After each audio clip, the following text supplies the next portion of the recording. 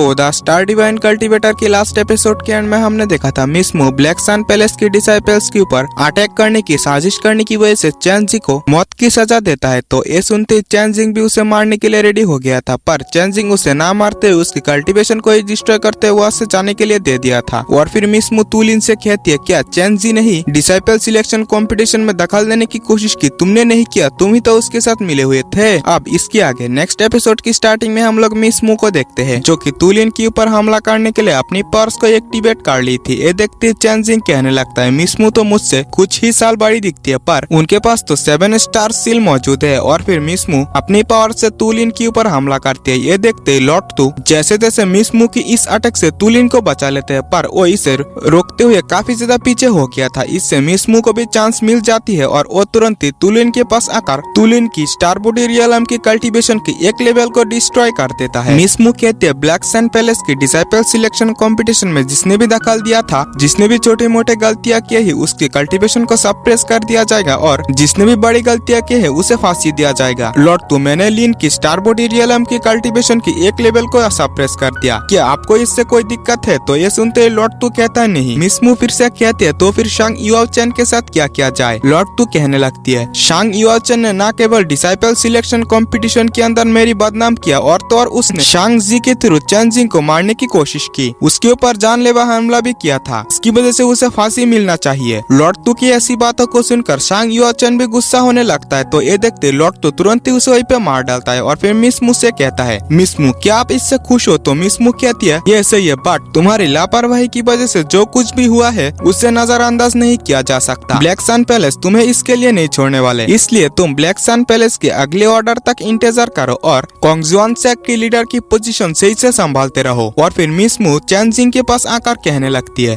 अब तो तुम ब्लैक सन पैलेस की डिसाइपल भी बन चुके हो, इस वजह से तुम्हें और भी ज्यादा मेहनत करना चाहिए। तुम मेहनत करते हुए अपनी कल्टीवेशन को और भी ज्यादा पावरफुल करो। मैं माउंट ताइजुआन पर तुम्हारा इंतजार करूंगी, तुम वहाँ पे जाके मुझसे मिल सकते हो। और फिर तुयू के साथ साथ टावर के अंदर से बाकी डिसाइपल्स भी बाहर आ जाता है और डिसाइपल सिलेक्शन कंपटीशन फिर से कंटिन्यू करने लगता है, जहाँ पे एक गार्ड उन डिसाइपल्स से कहने लगता है, इस कंपटीशन की फर्स्ट पोजीशन पे आया है चैन जिंग, यानी कि उसे एक स्टार फॉर्मेशन पिल दिया जाएगा और बाकी जो 6 डिसाइपल है उन्हें 100 टेल्स सिल्वर दिया जाएगा। ये सुनकर तो वो सभी काफी ज्यादा खुश हो गया था। चैन जिंग मन ही मन सोचने लगता है, मैं स्टार फॉर्मेशन पिल की मदद से स्टार बॉडी रियलम तक काफी आसानी से ब्रेक थ्रू कर सकता हूँ। और फिर एक सीनियर डिसाइपल उन स्टूडेंटों को उनकी कमरे की ओर ले जाते हुए कहने लगता है, आउटर एकेडमी में स्टूडेंटों की 3 स्टेज मौजूद है, तुम लोग नए हो इस वजह से तुम्हें फर्स्ट टेस्ट में रहने दिया जाएगा और हर साल ये चेंज होता रहता है। 3 सालों के अंदर जब तुम लोग स्टार बॉडी रियलम पर ब्रेक थ्रू कर लोगे तो तुम लोगों को इनर पैलेस की डिसाइपल बना दिया जाएगा। फाइनली वो सभी डिसाइपल अपने कमरे के पास भी पहुंच गया था। वो सीनियर डिसाइपल फिर से कहने लगता है, तुम लोगों को ब्लैक सन पैलेस के रूल तो पहले से ही पता है और हाँ, तुम डिसाइपल्स की जितने भी टोकन है कुछ समय के अंदर वो दे दिया जाएगा, इसलिए इतना टाइम के अंदर तुम लोग इस जगह को एक्सप्लोर कर सकते हो। और वो सीनियर डिसाइपल ये कहते हुए वहाँ से चला जाता है। और फिर कुई होंग चैन जिंग से कहने लगती है, चैन जिंग मुझे तो काफी ज्यादा भूख लगी है, क्या तुम मेरे साथ खाना खाना चाहते हो? तो इसके लिए चैन जिंग भी एग्री हो गया था